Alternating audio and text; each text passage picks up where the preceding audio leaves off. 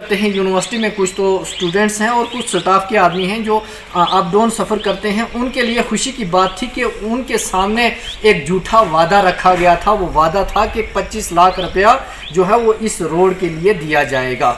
आप माफ़ कीजिए, तीखे सवाल होंगे क्योंकि आप लोग खामोश रहते हैं और आपकी खामोशी जो है ये आवाम के लिए नुकसान है।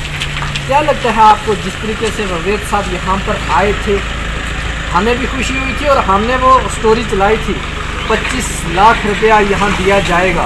25 लाख रुपया कहाँ गया? पहले तो मैं आपके जेड न्यूज़ उर्दू का बहुत बहुत शुक्रगुजार हूँ कि आप यहाँ पे म्यूनसिपलिटी एरिया के अंदर कवरेज करने के लिए आए।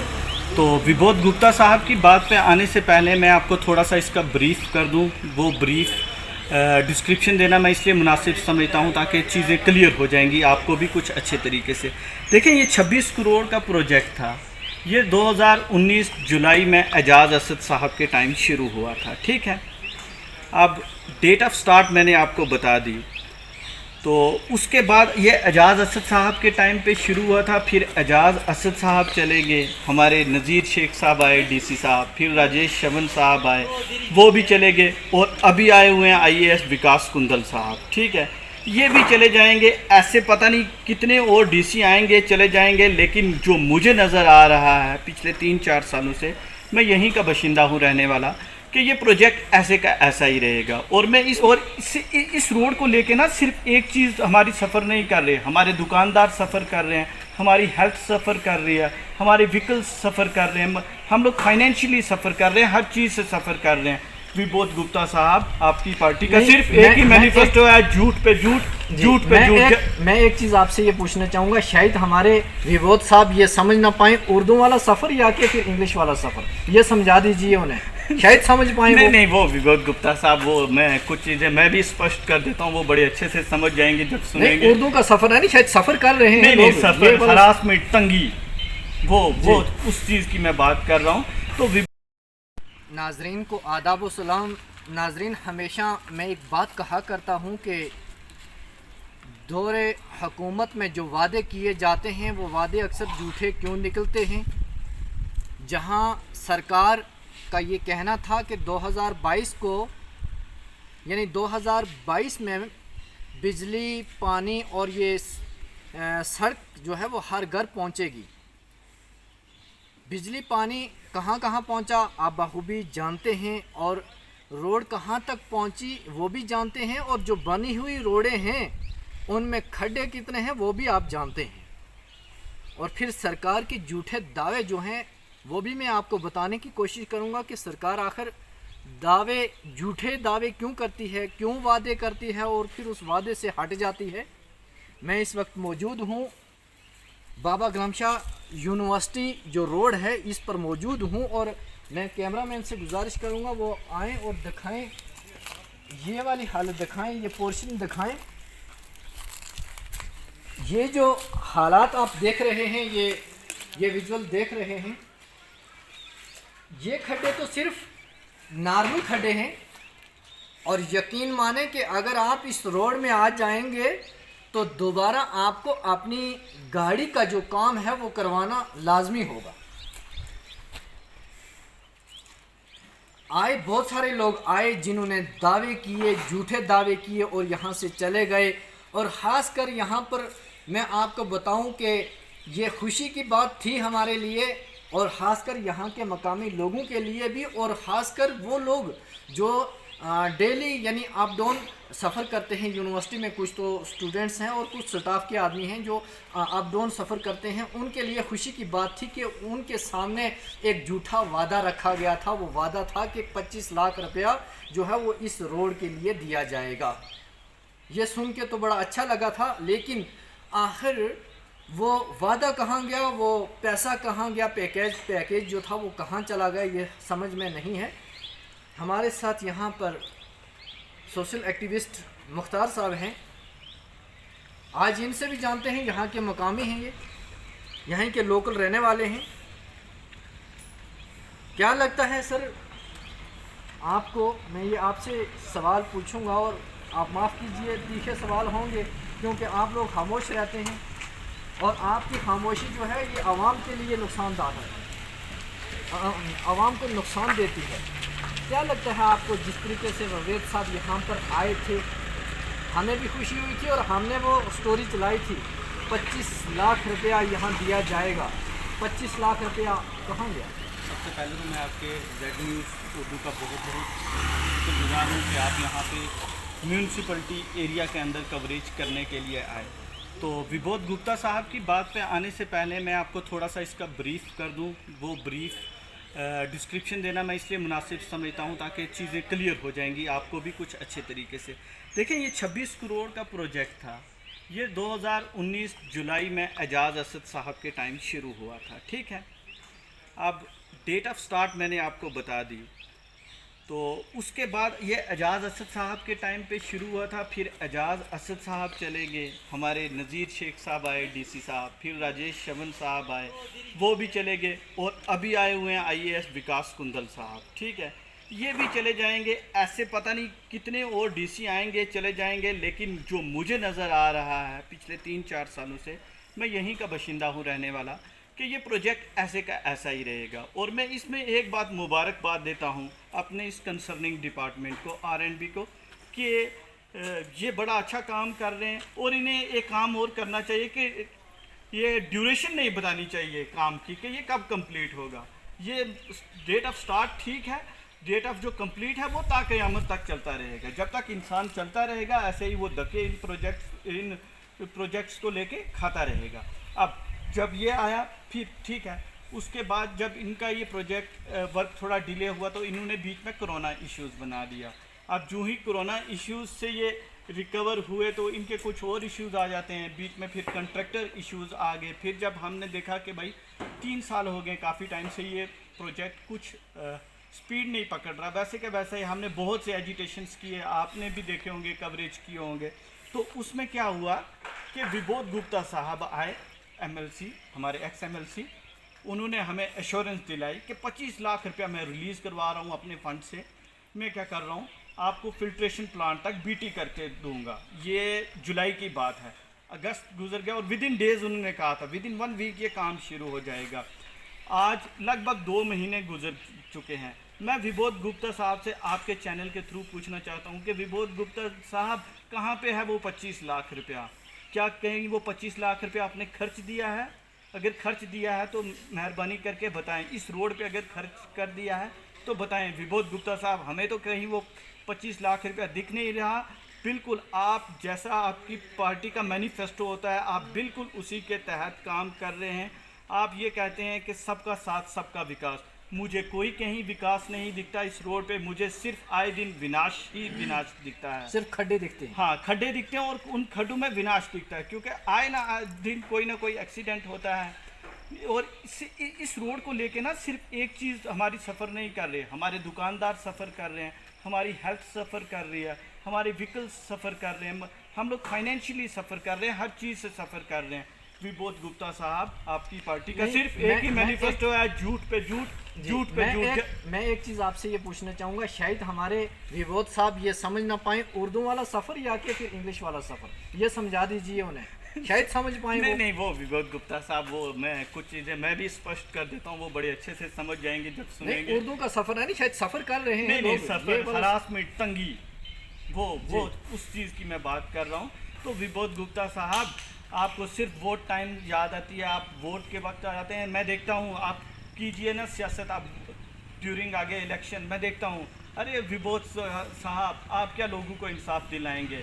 आपके दौर में आप कांग्रेस का रोना रोते हैं, 70 साल से कांग्रेस ने क्या, एनफ, बहुत हो गया ये डायलॉग, हम सुन के हमारे कान पक चुके हैं। विबोध गुप्ता साहब, अगर आपकी इंटेंशन होती और आपकी पार्टी की इंटेंशन होती, ये प्रोजेक्ट आज तक कंप्लीट हो गया होता।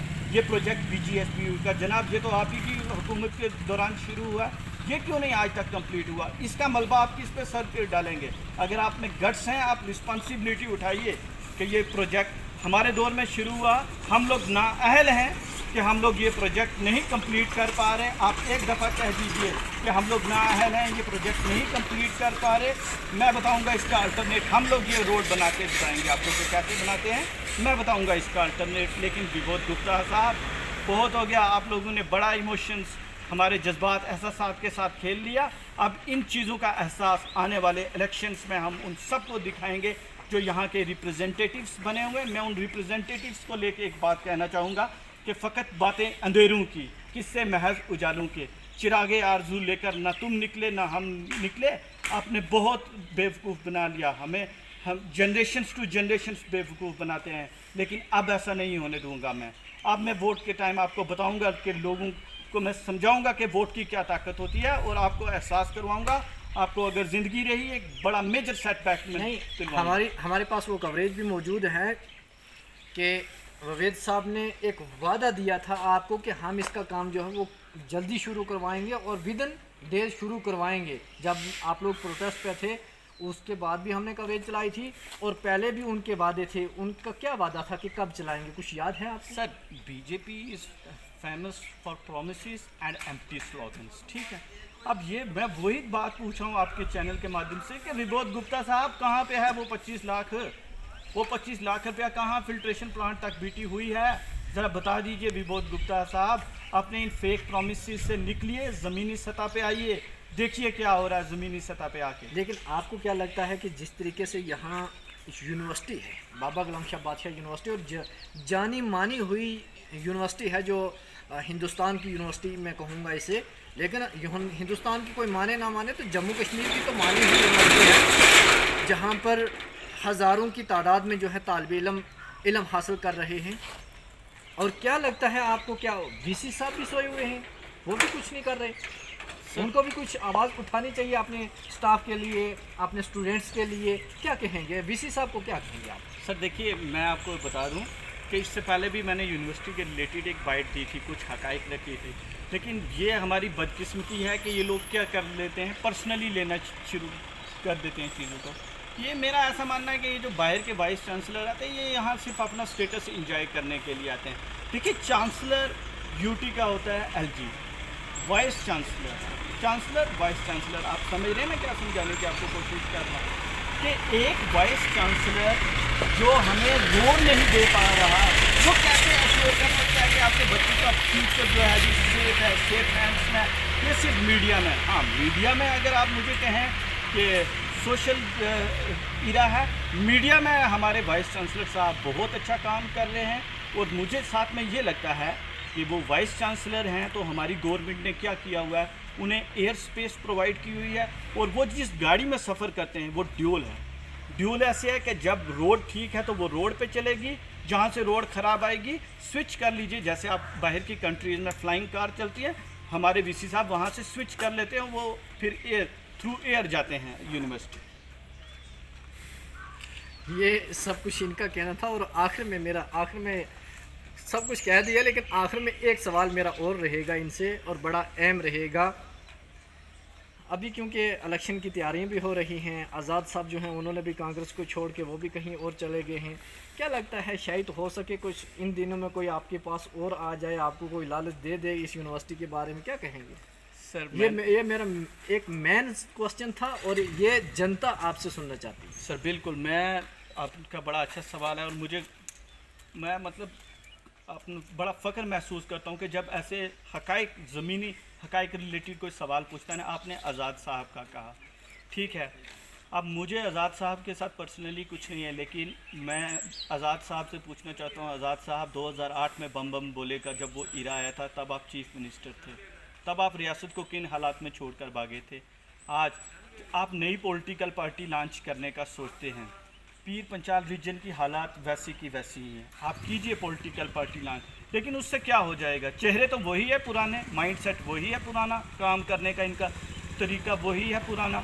जहां इस रोड को पाई तकमील तक पहुंचने के लिए मैं कहता हूं, मैं अपनी ज़िंदगी के 30 से 32 साल दे चुका हूं 6 के 7 किलोमीटर स्पैन के लिए, ये नहीं हो पाया। तो आज़ाद साहब ऐसा क्या कर लेंगे? अगर आज़ाद साहब इतने ही वेल विशर यहाँ आ जाएं, वो नहीं आ जाए, कोई भी आ जाए, कोई भी पार्टी वाला आ जाए, आपको फिर वादा दे के चला जाए। सर वादे क्या, हम लोग क्या बेवकूफ़ हैं? बेवकूफ़ बन जाएंगे आप? सर मैं वही समझाने की कोशिश कर रहा हूँ कि तालीम का मकसद ये नहीं है कि सिर्फ आपने नौकरी हासिल करनी है। अगर ये मकसद रखोगे तो यकीन मानिए वो माशरा कभी तरक्की नहीं करेगा, सिर्फ नौकर ही पैदा होते हैं। मौलाना रूमी से किसी ने एक दफ़ा पूछा कि कौमें कैसे बनती हैं, तो उन्होंने कहा कि कौमें बनती और बिगड़ती ऐसी हैं जब जब अच्छे और बुरे की तमीज़ ख़त्म हो जाती है। आज़ाद साहब क्या कर लेंगे, कोई भी हो क्या कर लेगा। जो डेली वेजर्स थे वो आज भी डेली वेजर्स हैं। डिफरेंट डिपार्टमेंट्स में आप देखिए, क्या परमानेंट किए किसी ने। अच्छा, अगर ये कहते हैं कोलेशन में सबके साथ रहे हैं, ये कोई ये कहे कि जनाब मैं करना चाह रहा था वो दूसरे नहीं के होने देता, वो दूसरे वाला आता वो नहीं। अभी आप रिसेंटली उनकी स्टेटमेंट सुन लीजिए ना, 370 को लेकर वो जो दी है। पार्लियामेंट के अंदर कुछ और टोन थी, पार्लियामेंट के बाहर आके कुछ और टोन। और ये जो आज़ाद साहब के साथ गए हैं, इनको जब लगा हमारा दूसरी पॉलिटिकल पार्टी में कुछ नहीं है, फ्यूचर नहीं है, क्योंकि होता है ना हर एक बंदा तरक्की का सोचता है, ठीक है, लेकिन तरक्की के भी कुछ पैरामीटर्स होते हैं। मैं कहता हूँ जैसे स्टूडेंट्स का एग्ज़ाम होता है ना, तो फाइनल रिपोर्ट आती है कि स्टूडेंट पास हुआ या फेल हुआ। अगर इनके on the basis of work देखा जाए ना, तो ये सारे फेल आएंगे नज़र। ये थे मुख्तार साहब, जिन्होंने इस रोड को बाबा गुलाम शाह बादशाह यूनिवर्सिटी की जो ये रोड की खस्ता हाली है, इस रोड को लेकर भी अपना इजहार ख्याल किया। लेकिन अफसोस आता है, मैं हकीकत माने मैं धड़ल्ले से बोलता हूँ, इसलिए धड़ल्ले से बोलता हूँ कि मैं नडार आदमी हूँ, खुदा के हाथ में जान है, किसी से डरना नहीं है। और मैं यही बात करता हूँ हमेशा डेवलपमेंट को लेके, बच्चों की ज़िंदगी को लेके, जो बेरोज़गार नौजवान इस वक्त भटक रहे हैं, मैं उनको लेकर बात हमेशा करता रहता हूँ। और ख़ासकर मैं इस मकाम पर आया हूँ कि ये मकाम जो आपने विजुअल देखे और मैं आपको दिखा भी दूँगा डिस्प्ले पर। क्या लगता है आपको कि यहाँ 10 या 12 किलोमीटर या 15 किलोमीटर ये पूरी नीचे से ऊपर तक ये रोड होगी, यानी राजौरी से लेकर यूनिवर्सिटी तक यही होगी? ज़्यादा से ज़्यादा कितनी होगी सर? 15 किलोमीटर होगी? कहाँ ये यूनिवर्सिटी तक ज़्यादा से ज़्यादा यही होगी, मेरे ख्याल से यही होगी। 15-16 किलोमीटर मान के चलो। लेकिन उसको बनाने में कहीं साल लग जाते हैं यहाँ डेवलपमेंट को लेके। और फिर भारतीय जनता पार्टी ये कहती है जी कांग्रेस ने बेड़ा गर्क कर दिया, कांग्रेस ने 70 साल से ये नहीं किया, एनसी ने ये नहीं किया, दूसरे किसी ने ये नहीं किया। लेकिन मैं बीजेपी वालों से पूछना चाहता हूँ, आपके ववेद साहब आए थे यहाँ पर, गुप्ता साहब यहाँ पर आए थे, और गुप्ता साहब ने जो झूठा दावा किया इन लोगों के साथ कि 25 लाख रुपया जो है वो दिया जाएगा, और 25 लाख का अगर दे नहीं सकते थे तो वादा क्यों किया था? अगर वादा किया था तो फिर दिया क्यों नहीं? ये मेरा सवाल उनसे रहेगा। और ये लोग कितना सफ़र हो रहे हैं इसका अंदाज़ा कोई लगा नहीं सकता है। मैं यही कहूँगा आवाम से कि आप क्या डिसाइड करते हैं, आपको भी डिसाइड करना है। जी, आप कुछ कहना चाहेंगे? सर, मैं साथ में ये कहना चाहूँगा कि डीसी साहब, जो मैं एक मतलब फिर कहता हूँ sir, with due respect, you are an IAS officer. ऐसा क्या है कि ये ऑफिसर आपको ब्लैकमेल करते हैं? और JNT ग्रेवियंस सेल ये जो इन्होंने बनाया, मैं तो कहता हूँ टोटली एक मजाक है। वहाँ पे डालो वो जैसे है ना सनी देओल की मूवी आई थी, उसमें एक डायलॉग होता था, तारीख पे तारीख। अब ये जो है ना कंसर्निंग डिपार्टमेंट R&B, झूठ पे झूठ इतने झूठ बोलते हैं। मैं कहता हूँ इन्हें कोई शर्म, कोई इंसान में हया होती है वो भी नहीं आती। और मुझे एक चीज़ समझ नहीं आती कि मैं डीसी साहब को पूछना चाहता हूँ, क्या डीसी साहब आप इतनी सस्पेंशन लेटर निकालते हैं आए दिन, आप इनको क्यों नहीं सस्पेंड करते? इनकी क्यों नहीं क्लासेस लेते?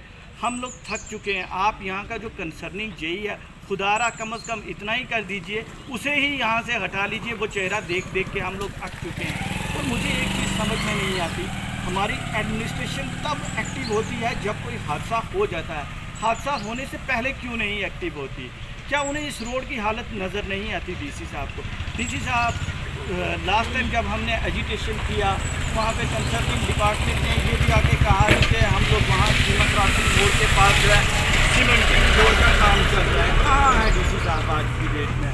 ग्रेवियंस सेल में एक्शन डालता है कि जी जनाब हम लोग ट्रेंचेस जो हैं रिपेयर कर रहे हैं, कोई काम नहीं है। और मैं एक चीज़ और पूछना चाहता हूँ, वो कंट्रैक्टर वो कहाँ है, वो महारथी जो एक दिन आके मीडिया में ये कह रहा था कि जनाब हमने ये जो रिपेयरिंग का रोड का काम शुरू कर दिया है? कहाँ है जनाब कंट्रैक्टर साहब? आप आएँ ना, यहाँ JE कोई देखने को मिलता है ना AE। और एक्शन साहब तो मैं कहता हूँ माशाल्लाह, अगर कोई अवार्ड है झूठ बोलने का तो उनको आने वाले रिपब्लिक डे पे उन्हें झूठ की तरफ से सबसे टॉप प्रायोरिटी पे रख के वो अवार्ड दिया जाएगा। अच्छा, मैं आखिर में एक और सवाल करूँगा, है वक्त ज़्यादा हो गया है। जिस तरीके से आपने ये न्यूज़ भी देखी होगी कि जम्मू में एक टेम्पो वाला बेचारा जो है वो गाड़ी को पार्क करके दवाई ले रहा था, 5 मिनट भी नहीं गुजरे तो उसका चालान काटा गया। लेकिन वहीं पर जैसे पुंछ में कल हादसा हुआ है, और हमारे यहाँ थाना मंडी में देखें कितनी पुरानी मैटाडोर कब से चल रही हैं, उसमें डिपार्टमेंट क्यों नहीं बोल रहा? क्यों नहीं बोल रहा? सर मैं एक चीज़ बताना चाहूँगा, बड़ी जिम्मेदारी के साथ ये बात कहता हूँ कि इस दुनिया का सबसे बड़ा मजाक ही यही है। जब कोई ये कहता है ना कि कानून सब के लिए एक जैसा है, मुझे ये सबसे बड़ा मजाक लगता है। इस मुल्क में ज़्यादातर कानून जो है सिर्फ इस टाइम गरीब के लिए है, अमीर के लिए कोई कानून नहीं। आपने तो ये जो नारा लगाया है कानून सब के लिए एक है, ये क्या है? Sir these things are exist only in books. आप जैसे बात कर रहे थे ना, एक टेम्पो ड्राइवर मजबूर बेचारा उतरा मेडिसिन लेने के लिए, उसको क्या कर दिया इन्होंने, चालान कर दिया। आप मुझे बताइए, इस मुल्क का कानून जहाँ ये कहता है कि सबके साथ सबका विकास, सबके लिए एक जैसा है, कहीं दिखता है इस मुल्क में? आपको एक छोटी सी मिसाल देता हूँ। अगर कोई चोरी करते हुए कोई थोड़ा बहुत रोटी चुराते हुए पकड़ लेती है ना हमारे मुल्क का कानून, एक दिन की रोटी चुराते हुए, तो वो उसे अगले 6 महीनों के लिए जेल में डाल देती है। 6 महीने फिर वही गवर्नमेंट जो है उसको राशन देती है उस एक दिन की वो रोटी चोरी करने के चक्कर में। तो कहीं ना कहीं हमें इन चीज़ों में भी अमेंडमेंट्स की ज़रूरत है। जैसा आप कहते हो गाड़ियों का, ये सब जगह चलता है सर, करप्शन हर जगह। ये लोग देख के ऐसे फिर नहीं, क्या लगता है जैसे 5 लाख का कहा कि जो मरने वाले हैं उनको 5 लाख दिया जाएगा, क्या 5 लाख उन जानों को वापस ला सकेगा? सर ज़िंदगी बड़ी अनमोल है, इसकी कोई कीमत नहीं। तो 5 लाख जो उन्होंने वादे किए, सर मैं तो कहता हूँ 50-50 लाख रुपए अभी दिया जाए तब भी कम है। वो मैं कहता हूँ ज़िंदगी की कोई कीमत ही नहीं है। ठीक है, तो अब जैसे आपने कहा ना मनोज सिन्हा साहब यहाँ आए हुए थे, ठीक है, मनोज सिन्हा साहब आप आए, वहाँ पे आपने लोगों की ग्रीवेंसेस सुनी, ठीक है, दुख का इजहार किया, आपने दिया कंपनसेशन जितना आपके एंड से हो सका, ठीक है। मनोज सिन्हा साहब ज़रा यहाँ पे भी नज़र डाल जाते, ये भी इसी पीर पंचाल का रीजन है, ये कोई पाकिस्तान का हिस्सा नहीं है रजौरी। यहाँ पे भी हमारे नुमाइंदे, हमारे रिप्रेजेंटेटिव मनोज सिन्हा साहब को ये BGFU की रोड का सैर करवा देते, ज़रा कि आए दिन लोग किस परेशानी से गुजर रहे हैं, ज़िंदगी मौत को हथेली पे रख के जा रहे हैं, उसका भी विजिट करवाते। लेकिन हमारे रिप्रेजेंटेटिव्स, मैंने कहा कि उनमें इतने गट्स नहीं है, वो सिर्फ वोट बैंक की सियासत करते हैं, इसके अलावा और कुछ नहीं करते। मुख्तार साहब से जिन्होंने बेबाकी से अपनी बात रखी है, आप क्या राय अपनी देते हैं वो आप कमेंट में ज़रूर लिखें। और आप लोग बड़े समझदार हैं, क्योंकि जनता बड़ी समझदार है, वो फैसले बड़े सही करती है। आप ही लोगों के फैसले होते हैं, और आप लोगों का प्यार जो है वो जेड न्यूज़ को मिला है, हमेशा मिलता रहा है। आप देखते रहें जेड न्यूज़ को, और मुझे दीजिए इजाज़त। साजिद रज़ा को अल्लाह हाफ़िज़।